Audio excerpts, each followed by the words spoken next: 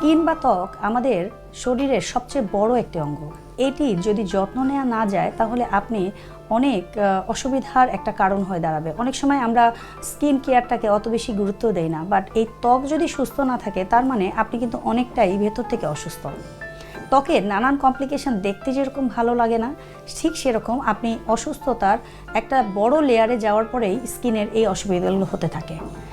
স্কিনের যত্ন নেওয়ার জন্য আমাদেরকে যেভাবে বাইরে থেকে একটু যত্ন নিতে হবে, ঠিক সেভাবে আমাদের ভেতর থেকেও একটু যত্ন নিতে হবে। এই ভেতর থেকে যত্ন নেওয়াটাই হলো একটি পুষ্টি উপাদানগুলো ঠিক রাখা। খাবারের তালিকায় অবশ্যই সেই পুষ্টি উপাদানগুলো এমনভাবে সাজাতে হবে যাতে স্কিনের কোনো রকম পরিবর্তন বা অসুবিধাগুলো দেখা না ওঠে। কি রাখবেন এই খাদ্য তালিকায়? খাবারের তালিকায় রাখতে হবে কিছু ভিটামিন এ কন্টেনিং খাবার। ভিটামিন এ আমাদের ত্বকের জন্য খুব ভালো কাজ করে। এছাড়া ভিটামিন সি, যেটি কোলাজেন তৈরিতে বেশ সাহায্য করে আমাদের স্কিনের জন্য। এই ভিটামিন এ, ভিটামিন সি এগুলো কোথায় পাওয়া যায়? এগুলো পাওয়া যায় শুধুমাত্র একটু কালারফুল খাবারগুলোর কথা যদি আমরা মাথায় রাখি, যেরকম ধরনের একটা ফ্রুটস বোল। একটা সিঙ্গেল ফ্রুটস না খেয়ে আমি আপনাদের সাজেস্ট করবো যে স্কিন কেয়ারের জন্য একটু কয়েক রকমের ফ্রুটস নিয়ে যদি আপনি একটা ফ্রুট তৈরি করতে পারেন, ফ্রুট বোল বা ফ্রুট বাস্কেট, এটা কিন্তু আপনার পরিবারের সবাই কিন্তু খেতে পারে। একটা সিঙ্গেল ফ্রুটস খেলে দেখা যায় আমরা 3-4টা ফল খেয়ে ফেলি।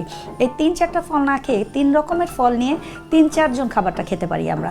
এভাবে যদি আমরা একটু ব্যালেন্স করে খাই তাহলে কিন্তু পরিবারের সবারই ত্বকের যত্ন নেওয়ার জন্য এটি প্রথম একটা ভালো স্টেপ। এবার আসেন যে আমরা ভিটামিন সি তো আমাদের খুবই হাতের কাছে পাওয়া যায়, যেমন আমলকি, মালটা, তারপর পেয়ারা, এখন আমরা পাওয়া যাচ্ছে। এই আমরার সিজনে কিন্তু আমরাতে প্রচুর ভিটামিন সি আছে। এই ভিটামিন সি আমাদের স্কিনটাকে খুব নারিশ করতে হেল্প করে। সবচেয়ে জরুরি বিষয় হলো স্কিনের জন্য সবচেয়ে বেশি জরুরি সেটা হলো ওয়াটার। যদি ডিহাইড্রেটেড স্কিন থাকে তাহলে আপনার অন্যান্য কমপ্লিকেশন কিন্তু কোনোভাবেই কারেকশন হবে না। সবার আগে আপনাকে পানিটা ঠিক রাখতে হবে। পর্যাপ্ত পরিমাণে যারা পানি খায় তাদের স্কিন সবসময় থাকে উজ্জ্বল, সবসময় থাকে নারিশড, এবং যে আপনি পুষ্টি উপাদান গ্রহণ করছেন সেটিও বডিতে প্রপার ওয়েতে কাজ করার জন্য পানিটাই কিন্তু সবার আগে জরুরি।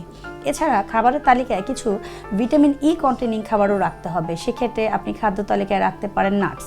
যেমন আপনি সকালে একটু ভেজানো নাটস খেতে পারেন, সেটা যদি কাঠবাদাম হয় আরও ভালো। 3-4টা কাঠবাদামও যদি হয় একটু পানিতে রাতে ভিজিয়ে রাখলে পুরো খোসা সহই খেয়ে ফেলতে পারেন। অথবা অনেকে খোসাটা পছন্দ করে না, ফেলে দিয়েও খেতে পারেন। তবে যত খোসাটা নিয়ে খাবেন ভিটামিন বি কমপ্লেক্স, ফাইবার এগুলো পেয়ে যাবেন। তার সাথে পাচ্ছেন প্রোটিন, ভিটামিন ই, যেগুলো সবগুলোই আপনার পুষ্টির এই প্রতিটা পুষ্টি আপনার স্কিনের জন্য কিন্তু খুব ভালো কাজ করে থাকে। সকালে কি খাবেন বা বিকেলে খাবেন, কি খাবেন সেটা বড় কথা নয়। বড় কথা হলো আপনার খাদ্য তালিকায় সারাদিনে একটা ব্যালেন্স নিউট্রিশন আছে কিনা। আমরা দেখা যায় বাঙালি মানুষ 3 বেলা খাবার খাই। শুধু 3 বেলা না খাবার খেয়ে ওই একটা খাবারকে যদি 2 বারে ভাগ করে খান তাহলে প্রপার ওয়েতে আপনি নিউট্রিশনটা পাবেন।